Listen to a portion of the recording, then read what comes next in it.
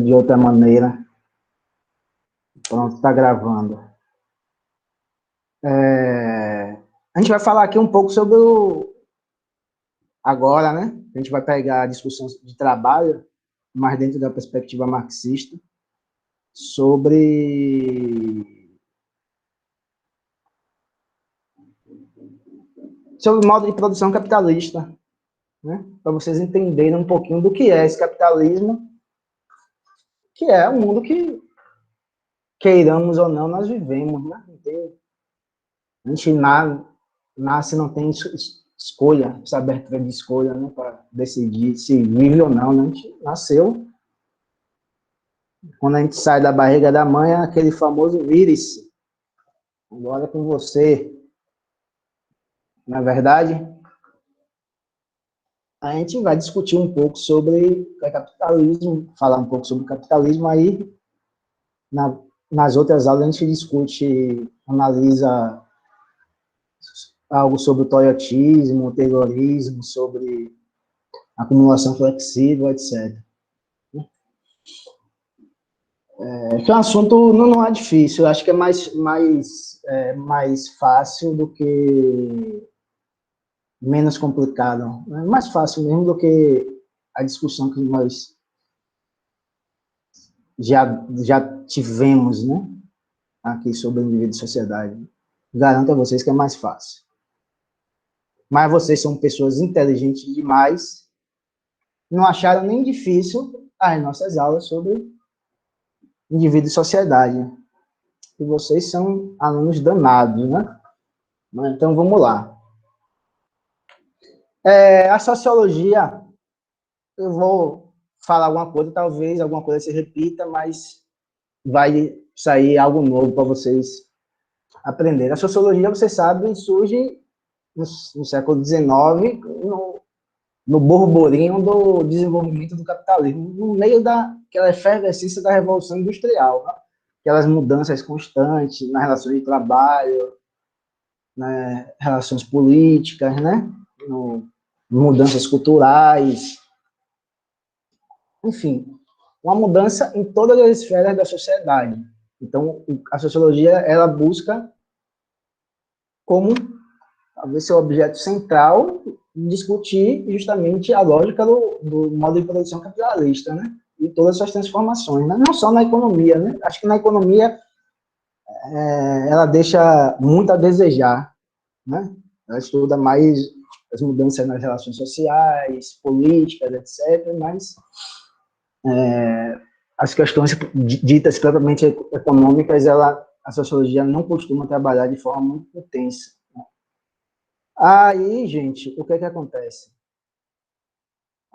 Os três autores, como nós vimos lá, eles buscam explicar essa nova realidade, né? Aí você pega Max Weber ele vai explicar, remetendo basicamente às profundas transformações que aquela reforma protestante imprimiu no mundo, né? Toda aquela análise dele sobre o trabalho, né? O trabalho enquanto atividade humana agora compreendida de modo positivo. Bom dia para quem está chegando. E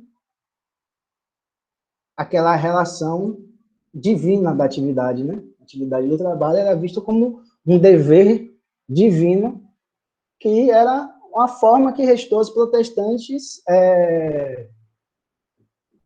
terem a certeza ou não da salvação. Isso é a explicação de Max Weber, basicamente, né? Mas, além disso, acho que na introdução da sua ética protestante, ele tenta definir o que é capitalismo, né? Acho que uma das questões tem um trecho interessante, que ele fala que capitalismo, que essa vontade de ter lucro, essa vontade de acumular riqueza, ele fala que é uma constante na história da sociedade humana. E que isso não define o que é o moderno capitalismo ocidental. Né?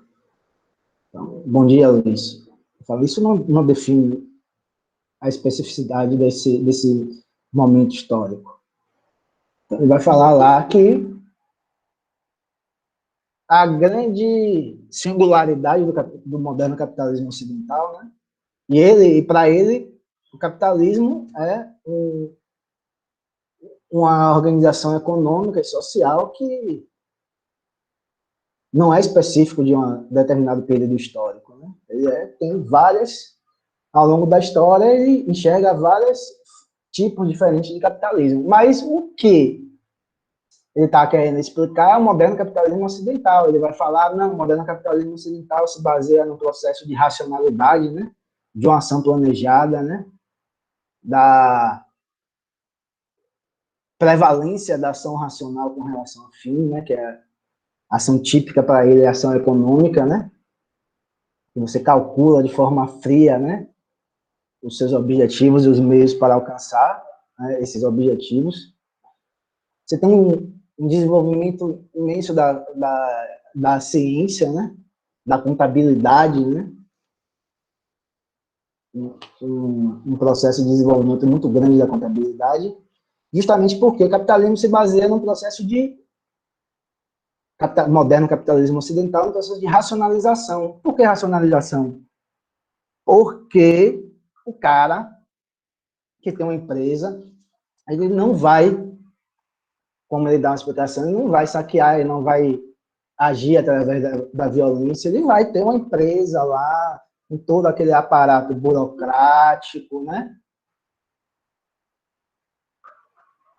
Que todas as empresas têm, organização, tudo direitinho, uma contabilidade bem desenvolvida, para quê? Para fazer as contas de que, em determinado momento, ele investiu tantos reais naquele empreendimento, para que 1 ano, 2 anos depois, 3 anos depois, ele tivesse um retorno de tantos por cento, etc, etc. Então, é uma racionalização que está pautada numa previsibilidade. Né? Capitalismo, moderno capitalismo ocidental, segundo ele, estava pautado na previsibilidade, né? Através da contabilidade, das contas, né? Do desenvolvimento da racionalidade econômica, dá para você prever o que você pode fazer. E para ele, o moderno capitalismo ocidental, ele não é a expressão da violência, ele não se efetiva através da violência, né? Como outros tipos de capitalismo. Aí, é a explicação dele, né? Ele está dizendo que o capitalismo é isso. É uma explicação bem sucinta, bom dia, para a gente chega, de Max Weber. Né? Aí, Durkheim, o outro que nós estudamos, ele vai ter uma interpretação diferente. Ele vai ter uma interpretação, vai dizer que há, basicamente, dois tipos de solidariedade, né? Ou seja, duas formas de vamos dizer, de valores, né? De construções sociais, nas quais os indivíduos interagem entre si, tecem relações sociais entre si e continuar a viver em sociedade, basicamente. Né? É o conceito de integração social. Ele fala que há sociedades do tipo da solidariedade mecânica, né? Que são as sociedades pré-capitalistas, em que a consciência coletiva tem um grande poder de definir o destino, o comportamento de todas aquelas pessoas, e que é essa consciência coletiva que dita, que funciona como um cimento, né? Um cimento que vai ligar uma pessoa à outra e que vai ligar a sociedade, a estrutura social, em relação aos indivíduos. Então, você tem naqueles períodos na sociedade, todas as sociedades anteriores ao capitalismo, você vai ter uma organização social em que praticamente não existia uma independência do indivíduo, não existia uma individualidade, né? O indivíduo não tinha independência, ele era praticamente uma marionete dessa consciência coletiva, né? Dessas normas sociais, desses valores sociais que se efetivavam, se objetivavam basicamente no poder da religião. A religião é muito forte, então determinava tudo que o indivíduo deveria fazer. Então, ele não tinha, as pessoas não tinham um grande espaço para desenvolver a individualidade. Aí ele faz esse recorte, né, para a moderna sociedade capitalista. Ele fala, nessa sociedade, há mudanças fundamentais, né, essa consciência coletiva, ela perde muito de sua força, né, de coesão social, né, ela não é que ela deixe de existir, mas ela não tem o mesmo poder de, de integração social que nas sociedades anteriores, mas mesmo assim ela tem outros, ela cria outros elementos que funcionam como aquele cimento social que vai fazer com que as pessoas continuem a viver em sociedade, apesar de ser um tempo histórico em que há um desenvolvimento exacerbado do individualismo. Ele fala o quê? Que é o desenvolvimento, o próprio desenvolvimento do individualismo faz com que as pessoas, os trabalhadores, exerçam determinadas funções sociais que são imprescindíveis para outros trabalhadores, e outros trabalhadores exerçam funções sociais que são imprescindíveis para outros, e assim sucessivamente. Então, ele está falando que a divisão do trabalho, né, essa necessidade que nós temos do outro, né, a necessidade, por exemplo, que nós temos de quem planta o trigo, né, de quem colhe o trigo, de quem faz a farinha de trigo, e no final quem faz o pão. Vocês, eu sou professor, vocês são alunos, vocês dependem de, se fosse uma aula presencial, de transporte para levar vocês para lá, então, etc. Então, nós temos toda essa interdependência entre indivíduos singulares que exercem determinada função social. E isso faz com que haja um novo tipo de solidariedade, que eles chamam de orgânica. Então, é basicamente a explicação do capitalismo para Durkheim e Max Weber. Mas a gente vai se centrar de forma mais aprofundada na perspectiva do entendimento do capitalismo para Karl Marx. Né? Karl Marx está numa distância abissal perante esses dois autores. Né? Ele não concorda com nenhum desses dois autores. Aí eu faço uma pergunta para você, para vocês, né? Uma pergunta simples. Todo mundo sabe que existem, basicamente, né, duas classes sociais no capitalismo, né? Não que pode existir outra, tal, algumas frações de classe, mas existem duas, né? Aqueles que têm um poder econômico, né? Aqueles que mandam, né, na gente, e mandam no sentido que a gente tem que vender nossa força de trabalho, e nós, pobres, coitados, que nascemos no seio de famílias trabalhadoras, etc., etc., que só não restou vender a força do trabalho. Né? Mas isso é uma particularidade do capitalismo, que Marx e Engels fala da existência, da gênese, do surgimento do que ele chama da burguesia, né? Burguesia porque elas se desenvolveram naquele espaço lá dos feudos, né? Dos feudos, não, quando houve o processo de renascimento da cidade, do comércio lá, fora dos feudos, né? Não estava dentro dos feudos, estava fora dos feudos, né? Aquele espaço lá da Europa feudal, né? Feudal que se chamava burgos, né? Acho que em história vocês já devem ter estudado isso, é por isso que o nome é burguesia, né? Eles são donos do meio de produção e compram força de trabalho, né? Engraçado o quê, Felipe? Os burgos ficavam na margem dos feudos. Na margem dos feudos, fora dos feudos. Antigamente eu disse que os burgueses antigamente eram os marginais, na época.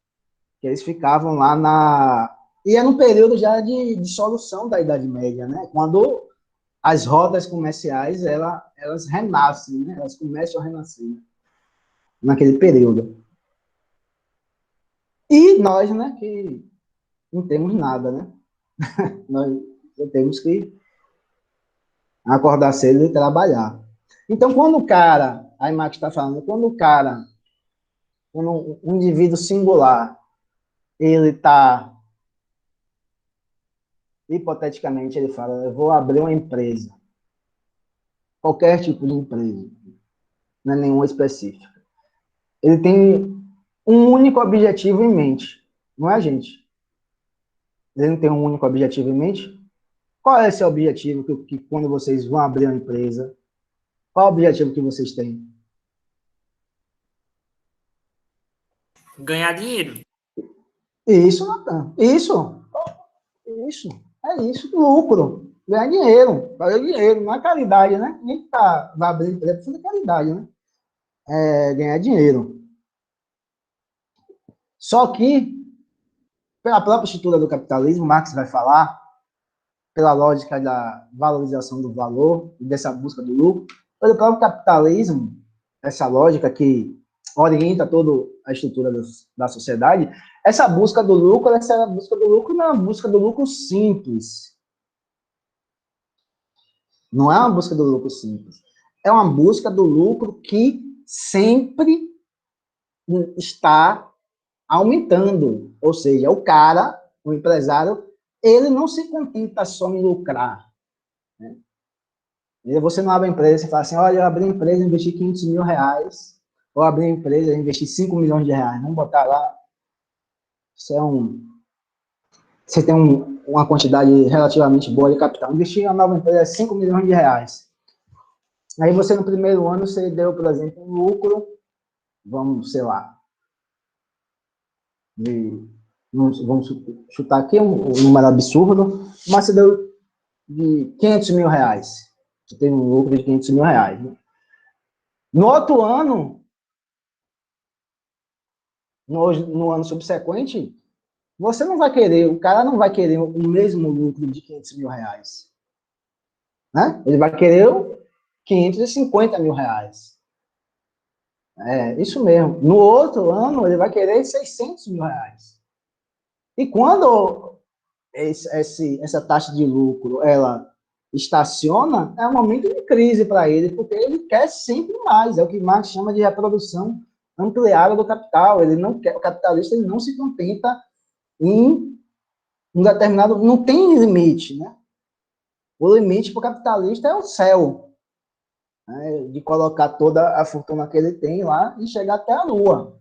E de chegar até a Lua, de chegar até os outros lugares do espaço, né? Então, é essa a lógica. E isso vai explicar muito em nossas próximas aulas sobre terrorismo, fordismo, globalização, etc. Então, você tem que ter em mente que não é só o lucro, é sempre lucrar mais e mais. Esse é o sentido da vida para o cara que abre a empresa, sempre lucrar mais e mais. Né? Então, sinteticamente, assim, o que é que se diferencia o capitalismo das outras formas de organização econômica? Basicamente, é o surgimento dessas duas classes. Né? A burguesia, que detém os meios de produção, e o capital, ele compra a força de trabalho, e a força de trabalho que não tem nada além de vender seu próprio corpo para trabalhar, vender sua força de trabalho para trabalhar. É basicamente isso. Nem na Grécia Antiga existiam essas relações de trabalho, na Roma não existia, na Roma escravista igualmente não existia, na Idade Média não existia, no período de colonização da América Latina não existia, no período neocolonial não existia, na China antiga não existia, no Japão antigo não existia, nas tribos africanas não existia, no norte da África não existia, na Oceania não existia. Então, a existência de burguesia, proletariado, de capital, trabalho assalariado, é uma característica que só existe no capitalismo, para Marx. Né? Aí tem outras características singulares. Né? Essa parte vai ser importante, gente, porque essa parte vocês entendendo essa parte que estou falando agora, vocês não vão ter dificuldade nenhuma para entender esse movimento que eu vou explicar depois, que eu vou falar do Taylorismo, do Fordismo, do Toyotismo, um pouco da globalização. Vocês vão entender tudo isso porque há sempre essas transformações no seio do capitalismo, essas mudanças no capitalismo. É justamente por causa disso. Ele busca o lucro e o lucro tem que ser sempre aumentado. Aí tem outra característica muito importante para a máquina do capitalismo.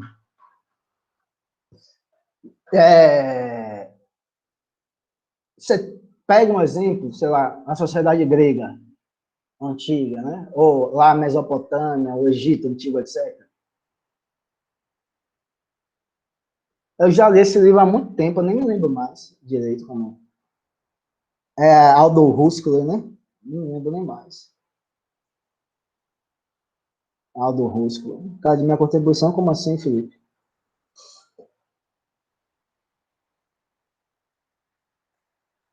Poxa, eu não me lembro, Gustavo. Não me lembro. Eu li tem tempo, eu não me lembro direito, não. Não me recordo.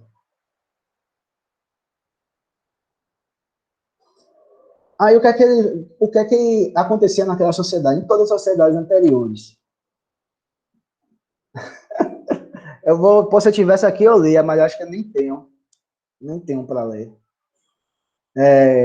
A produção material, da riqueza material, né? Produção de alimentos, a produção de maquinária, toda a produção, toda a atividade econômica, ela tinha como objetivo a satisfação das necessidades nossas não, deles, né, lá, né, todo mundo já morreu, satisfação deles, dos habitantes daquele tipo de sociedade, né? E era só no momento por exemplo, quando você tinha uma colheita melhor do que a média, né, que você produzia um excedente econômico, e esse excedente econômico, ele era trocado no mercado, né? O mercado existia, mas era algo bem, vamos dizer, bem pouco desenvolvido naquelas estruturas sociais. Era basicamente a produção para consumo. Eles produziam para consumir. Eles não produziam para gerar riqueza, ficar rico. Eles produziam para consumir. Você vai dizer que não tinha rico, professor? Óbvio que tinha. Lógico que tinha. E como existe classes sociais, vai ter a classe dominante e dominada. Mas o que Marx está falando é que essa diferença do objetivo da produção material vai ter consequências gravíssimas, né? Consequências bem singulares no capitalismo para as outras sociedades. Então, basicamente, era a produção para consumo da sociedade. Não tinha como objetivo a venda. Era isso. Ele não tinha como objetivo a venda. Então, eles consumiam, né? Tal. Logicamente que a parte maior da produção social ia para quem detinha um poder econômico, político, óbvio. Ninguém está falando isso. Mas não era essa perspectiva de sempre aumentar a produtividade, etc. Só que o capitalismo ele dá um giro de 180 graus nessa lógica. Ele faz o seguinte: toda a nossa produção agora não vai ter como objetivo o consumo imediato dos indivíduos. Então, esse exemplo que eu dei, o cara que planta trigo, o cara que compra o trigo para produzir a farinha de trigo, o cara que produz a farinha de trigo que vende para os varejistas que vendem para os padeiros que fazem pão, nenhum desses aí produz falando assim: olha, eu vou produzir porque as pessoas necessitam de comer pão. Não é essa, eles não pensam assim, eles vão produzir porque aquilo é vendável. Aquilo é vendável, eles vão ter dinheiro. Esse é o objetivo. E vão vender, cada vez ele quer vender mais, né? Aí você pode perguntar, mas professor, mas não é no fundo para atender necessidades humanas? E não é se dá lucro. Isso, basicamente é isso, né, Natan? Aí se dá lucro, né? Porque você imagina, você vê vários exemplos. E Adam Smith, ele fala isso, né? Não é pela benevolência do padeiro que se produz pão, que as pessoas têm acesso ao pão, né? É com o objetivo de lucrar que as pessoas conseguem comprar o pão que... Só um momento, gente. Desculpa. Só ele tem um objetivo que ele produz mais e mais do que ele... E a oferta de pão aumenta, mas não é porque ele é gente boa, né? Não é porque ele é brother da gente, não gosta de ver as pessoas passando fome, né? Não é por causa disso, né? Aí você vê vários exemplos assim, teve alguns exemplos recentemente, mas cotidianamente tem esses exemplos, mas um exemplo muito interessante teve um momento em que o preço do tomate estava muito baixo, né? O preço do tomate estava muito baixo, então o custo do tomate estava sendo maior do que o preço de venda dele. Então não fazia sentido, né, os produtores de tomate continuarem a produzir. O que eles fizeram? Doaram para quem estava passando fome? Doaram coisa nenhuma. Eles jogaram fora os tomates, jogavam fora os tomates. Para quê? Para a oferta diminuir e nesse processo de oferta e demanda para o preço subir. Não, esse é o exemplo mais assim, mais claro, mais cristalino de que não há necessidade, não há objetivo nenhum na crise do café. Porra, bem lembrado, filho. Bem lembrado, na crise do café, em que jogavam sacas e mais sacas de café no meio do oceano, justamente para a oferta diminuir, né? E, consequentemente, o preço aumentar, o preço da saca do café aumentar. Agora, imagine, não tem esse objetivo, né? O objetivo é apenas o lucro. Isso é muito importante, porque o cara vai produzir para vender. Produzir para vender. E, nesse ponto, eu acho que eu falei com vocês, quando estava falando com o Marx, né? Nesse ponto, o trabalho concreto de cada indivíduo, ou seja, o trabalho enquanto produtor de objetos úteis, ele se torna subordinado ao que Marx chama de trabalho abstrato. Você tem um trabalho concreto é o quê, gente? O Wesley aqui, que está nessa foto da praia lá no Caribe. O Wesley é um cara chique, que foi passar as férias no Caribe antes da pandemia. Ele trabalha numa fábrica de notebooks e celulares. O trabalho concreto é o quê? Ele produz notebook. Pronto, ele produz notebook, é o trabalho concreto dele. É a atividade concreta dele. Natan trabalha produzindo carro. Aí Natan vai lá, trabalha o trabalho concreto dele. O que Marx está falando é o seguinte: há um processo de subordinação desse trabalho. Por quê? Para o capitalista, não importa o trabalho singular das pessoas. O que importa para o capitalista é o trabalho abstrato, que o trabalhador ele produz mercadorias cada vez mais e mais dentro de um determinado tempo socialmente aceito, ou seja, o que ele fala de tempo de trabalho socialmente aceito, ok? Dentro de uma determinada sociedade, para se produzir, em média, um celular, um trabalhador gasta, por exemplo, 2 horas por dia para produzir um. Então, o que importa para o capitalista é esse trabalho abstrato, que se produza algo que possa vender. Ele quer que se produza o que é o objeto particular, para ele não interessa. Não interessa. Né? Se ele está produzindo carro, celular, geladeira, ventilador, ar-condicionado, pouco importa. O que importa é esse tempo de trabalho, né? que ele consiga produzir, desse tempo de trabalho ele vai extrair mais-valia, e dessa mais-valia vai ser transformada em lucro. Essa é a lógica do capital. Por que eu estou trazendo essa discussão? Você lembra quando eu falei do trabalho?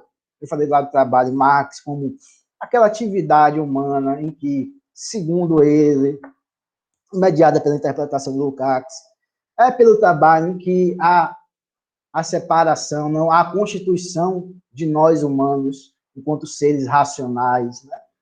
E que o trabalho possibilita a objetivação de nossas potencialidades interiores, nossas riquezas interiores, que a gente põe no trabalho, né? Que a gente nos reconhecemos como produtor de trabalho, ou seja, é uma atividade, seria uma atividade, teoricamente, de enriquecimento nosso, né?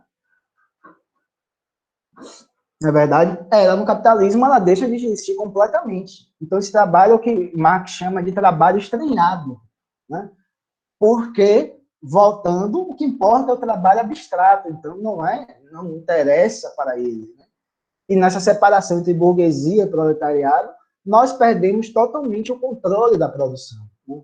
Então, nós produzimos o que é vendável, não que nós queremos, né? Não que nós achamos que vai satisfazer nossas necessidades humanas e nossa personalidade. Então, é isso que Marx está falando, né?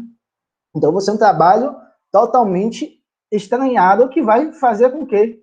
O que é que faz esse trabalho estranhado? Que a gente tenha uma relação... Não, essa relação, Gustavo, é inversa em Marx, né? É o consumo que depende da produção. Em Marx não há essa separação, a bem da verdade, né? Tão rígida. Porque Marx trabalha com o conceito de totalidade, né? Então, você tem na atividade econômica, você tem esses dois momentos, né? De produção e de consumo.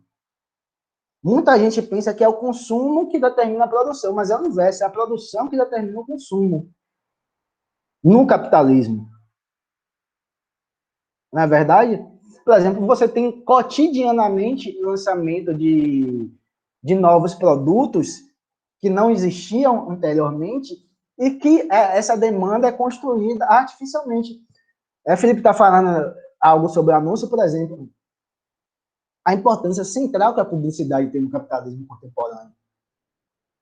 De produzir, de construir outras necessidades humanas que não existiam ou tinha uma existência bem secundária, etc. E a própria publicidade cria essa demanda, tem a capacidade de criar essa demanda, uma demanda, muitas das vezes, inexistente, Felipe. Então, é a produção que está determinando, o momento determinante dessa relação, né? Para o pensamento de Marx, né? Obviamente. Aí a gente está falando disso, né? Então, o trabalho deixa de ser isso, deixa de ser esse momento positivo. Ele perde esse momento de positividade, né? De uma atividade positiva, ele se torna só negativo. Aí, como eu falei, eu não sei se eu falei esse exemplo, aí, nós, na atividade do trabalho, nós nos sentimos presos, nós nos sentimos, poxa, um trabalho repetitivo, etc., que ele se efetiva, por exemplo, naquela expressão sextou, né? Eu acho que eu falei isso, falei, gente? Não sei se falei para essa turma ou para outra. Então, o que é o sextou? O sextou lógico, você falar, eu estou livre do momento do trabalho. Eu estou livre do momento do trabalho. Eu vou ter um tempo livre agora de fazer algo que eu quero, que tenha significado para mim. E quando termina o final de semana, você vai dormir, o domingo triste, né? E você vai voltar àquele trabalho sem sentido algum. Então, esse é o trabalho estranhado para Marx, porque ele perde essa característica positiva. Aí ele vai desenvolver lá o fetichismo da mercadoria, etc., mas a gente não vai falar disso agora. Então, o cara quer lucro. Ele quer lucro. E um lucro cada vez mais crescente. A reprodução ampliada.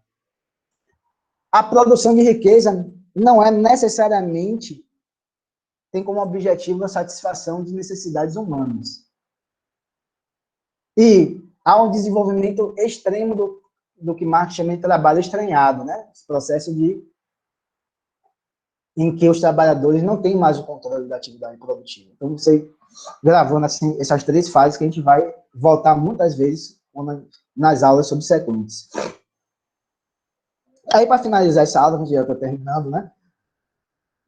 Acontece algo no capitalismo, é algo, vamos dizer assim, inacreditável. É algo inacreditável que acontece no capitalismo, por toda essa estrutura estrutura econômica. Crises econômicas. Né? Crises econômicas. Mas Marx está falando assim, né? Falando, olha, a gente está discutindo o capitalismo, ele desenvolve muito as forças produtivas, né? A produção de riqueza material é uma produção gigantesca, né? Que nem se compara a todo o desenvolvimento da humanidade, de todas as sociedades passadas. O capitalismo produz a cada ano uma imensidade de riquezas materiais. E mesmo assim, por exemplo, existem pessoas passando fome. Ele fala assim, como é uma sociedade que tem a capacidade de produção de riqueza imensa, que dava para todas as pessoas do mundo terem acesso a uma vida minimamente digna, as pessoas morando em lixões, as pessoas morando em espaços totalmente precários, né? Passando esgoto lá, morando em casa de papelão, em barraco, sem saneamento básico, sem um mínimo de dignidade humana. Aí Marx se pergunta, como é que isso pode ocorrer? Por que isso ocorre? Ele fala, não, é verdade, se produz. Por que isso ocorre? Justamente porque a produção é para o mercado. Então, se a pessoa não tiver o dinheiro para ter acesso ao que é produzido, ele não vai ter. É simples assim. Marx fala isso, é simples assim. Então, o cara não vai ter acesso. Sem dinheiro, não tem nada. Não há acesso nenhum. Né? Não há possibilidade de acesso nenhum à riqueza. Então, você vai dizer, mas isso depende do Estado, porque os liberais falam, não, existe pobreza ainda porque o Estado, etc, etc. Nada disso. Não é nada disso. O capitalismo tem essa tendência mesmo de concentração de renda, de desigualdade social inerente ao capitalismo. Né? Um economista francês, não sei se você conhece, Piketty, ele tem um livro, né, que fez muito sucesso quando foi lançado, O Capital no Século XXI. Ele tem uma boa base de dados, né, sobre o processo de concentração de renda no capitalismo durante, acho que um século, se não me engano, ou durante mais de um século, não sei. E ele vai falando que a tendência de concentração de renda é muito grande, ou seja, a tendência do capital em concentrar uma enorme quantidade de riqueza na mão de poucos e a pobreza ser generalizada é a regra. Não é a exceção. É a regra do capital. Então, você tem todo esse movimento do capital, uma produção de riqueza absurda e pessoas morrendo de fome. Aí a questão, uma das questões centrais de Marx é essa. Como é que pode nós que vivemos aqui na abundância material, tem pessoas que não têm um acesso ao mínimo possível? Ele fala, isso é um absurdo, porque você... Aí faz a comparação com outras sociedades, né? Por exemplo, imaginemos a Mesopotâmia, lá, né? Antes de Cristo. Você tinha fome, você tinha crise econômica, você tinha... Mas essas crises econômicas não eram porque havia essa estrutura social, era porque existia um parco de desenvolvimento técnico. Então, a própria fenômenos naturais tinha um impacto muito grande. Por exemplo, se você pegasse o azar de um ano em que tivesse uma seca muito grande, você provavelmente teria um ano muito difícil, que pessoas iriam passar fome. No capitalismo não existe, né? No capitalismo não existe isso. Você tem lá, né? Hoje em dia você tem a possibilidade de ter plantações gigantescas no meio do deserto. justamente por causa da tecnologia do capital. Naquele momento histórico, não existia isso. Então, você pode plantar no deserto e não tem pessoas passando fome. Então, esse é o problema do capital, segundo Marx, né? Que ele é extremamente crítico nesse sentido. Eu acho que, agora, para finalizar mesmo, a gente fala sobre as crises econômicas do capital. Né? As crises econômicas do capital lógico que tem algumas divergências dentro do campo marxista, mas Marx estava dizendo basicamente que as crises econômicas do capital, olha que está ligado com o que eu acabei de falar, que as crises econômicas, elas não são oriundas da escassez, mas elas são oriundas da superabundância da produção. Ou seja, o capital produz tanto, que chega em determinado momento em que não há uma demanda para absorver essa própria produção. É de 29, é isso. Então, não há demanda para absorver a produção, as mercadorias e os capitais ficam parados. E aí a crise.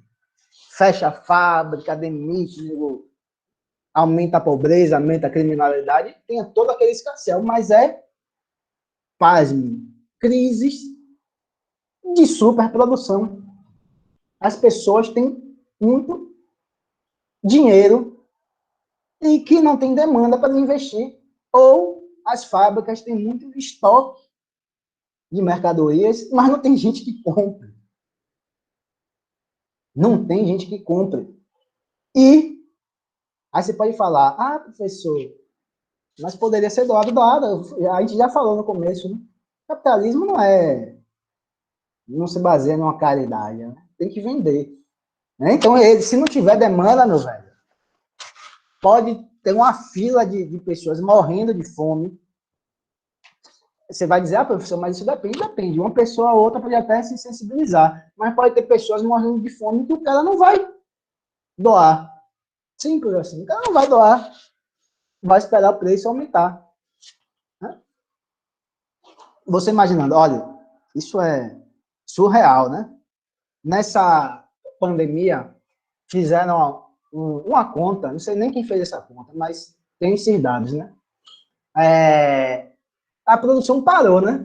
Em vários países do mundo a produção parou, desemprego em massa, etc, etc. Tudo aquilo, né? Toda aquela miséria. Fizeram uma conta que nesse período a burguesia, a alta burguesia mundial, né? Os milionários, bilionários, principalmente os bilionários, eles tiveram um aumento na renda dele de, acho que 3,9 trilhões de dólares, ou reais, um negócio desse. 3,9 trilhões. Não sei se é real ou dólar. Né? Então, ficamos com 3,9 trilhões só. E o conjunto da classe trabalhadora viu sua renda decair em 3,7 trilhões.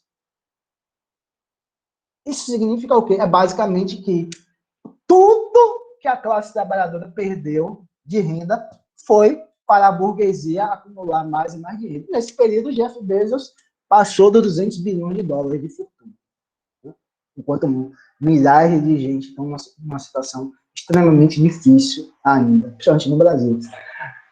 Você vai falar, Jeff Bezos, etc. Você tem um exemplo aqui, nesse período de pandemia, Jorge Paulo Lima, que acho que agora é o homem mais rico do Brasil, né? Aquele é um dos sócios da Ambev, de várias outras empresas, ele comprou aquele que é o maior iate que um brasileiro tem. Eu estava vendo a reportagem, não falava sobre o preço do iate. Não sei por que não falava sobre o preço do iate. Mas falava sobre a manutenção, o custo da manutenção. Gente, olha o absurdo. Somente a manutenção daquele iate de Jorge Paulo Lima. Você pode pesquisar no Google para tirar essa dúvida se é mentira ou não, minha. Tem um custo de 30 milhões de reais. 30 milhões de reais. 30, digo, manutenção somente por ano. Manutenção. 30 milhões de reais. Aí Paulo Guedes autorizou agora, acho que é a reedição de uma MP, acho que é uma reedição da MP, sobre o mercado de trabalho. Qual é o centro dessa da SMP libera os empresários de cortar o salário dos trabalhadores para manter emprego.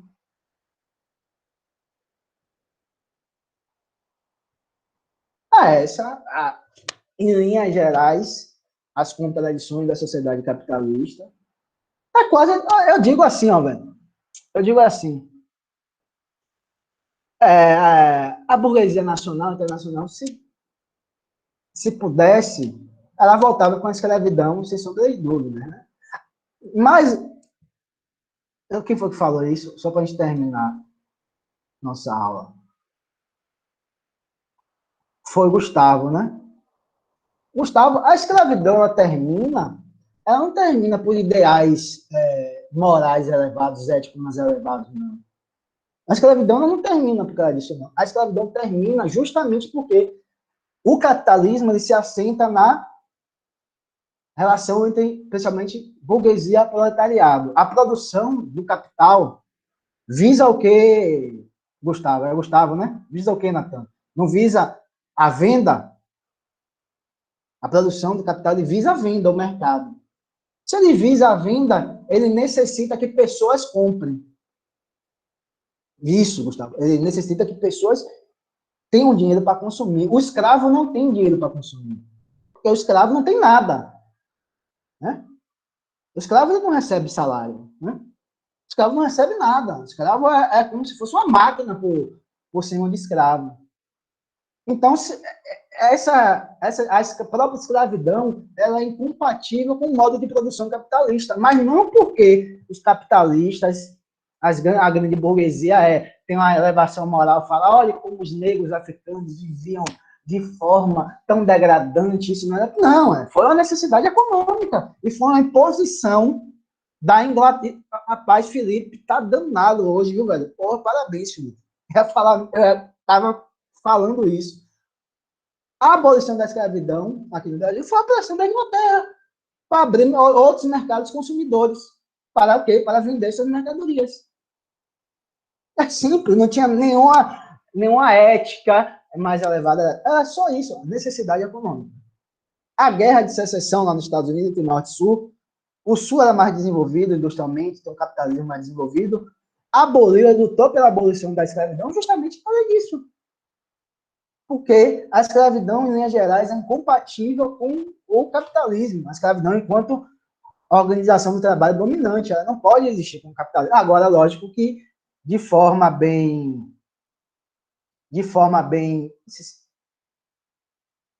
secundária, em alguns lugares, etc., a escravidão ainda existe, né?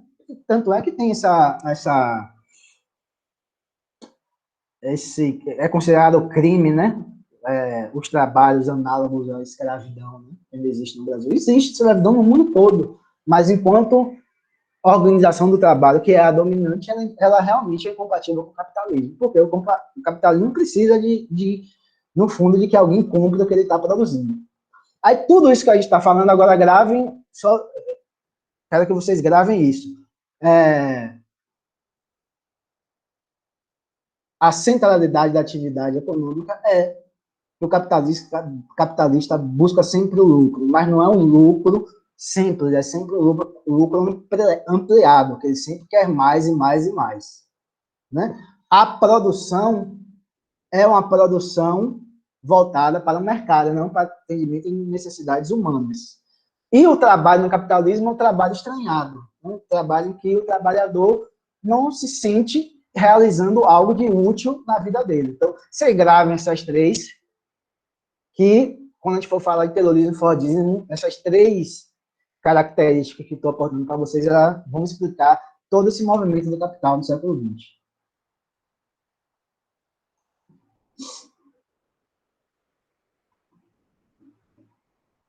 Não, mas no momento não que Marx fala da acumulação primitiva do capital, né? Foi um pontapé necessário para a acumulação do capital, mas depois disso ela tem que ser superada mesmo, a escravidão tem que ser superada, que ela é contrária à própria lógica das relações capitalistas, né? Aí na próxima aula a gente vê Giddens ver onde foi que eu coloquei o livro daquele inglês. E aí a gente termina. Ah, sim, sobre atividade. Eu já ia esquecendo sobre atividade, né? Vocês façam atividade até sábado, eu já falei, né? Se tiver dúvida, vocês vão ter que entrar em contato comigo por outros meios, tal. Se tiver muita dúvida, a gente pode até fazer uma outra aula para explicar. Mas a outra atividade que eu queria fazer é uma atividade de grupo com vocês. Se vocês toparem, lógico. Ah, falei aí? Uma atividade de grupo, ou vocês escolhem o grupo de 4, 5 pessoas, aí vocês vão ler um livro, vou passar um textozinho para vocês, aí vocês vão ler esse texto e vão apresentar aqui nessa nossa aula síncrona, né? A gente vai discutir, a gente vai abrir para discussão com toda a turma, aí eu vou avaliando, etc. Pronto. Mas eu acho que a turma não precisa nem ficar tão coisada, porque semana que vem tá rolando um decreto aí, né? Não sei se semana que vem vai ter aula, não. Mas fica para a próxima, de todo jeito, né, professor? Não, para a próxima atividade, não quer dizer que vai passar a próxima aula, necessariamente. Essa segunda atividade, eu vou fazer isso para vocês. Então, fechado? Eu gostaria, pelo menos eu. E vocês? Pode ser? É bom? Beleza. Pode ser. Massa. Tranquilo. Beleza. Ana Carolina, você ficou calada a aula hoje? Você tá aí? Tá bem? Tô só escutando. Tô bem, tá tudo ok aqui. Você tá assim, sem falar? Aconteceu alguma coisa? Não? Não, tudo ok. Vai. É bom o trabalho em equipe? É tranquilo para você? É, dá certinho. Então, pronto. Beleza, gente. Então, boa quinta e sexta, bom final de semana, né? Tem um ótimo final de semana. Continue se cuidando muito. E a gente se encontra na próxima quinta. Vai ser, se tiver aula, né? Como falou, mas na próxima quinta a gente se encontra. Viu? Aí eu vou dar as coordenadas para vocês dessa segunda atividade lá no Google Sala de Aula. Viu? Até logo, gente. Valeu. Até mais. Beijos. Tchau. Tchau, Natan.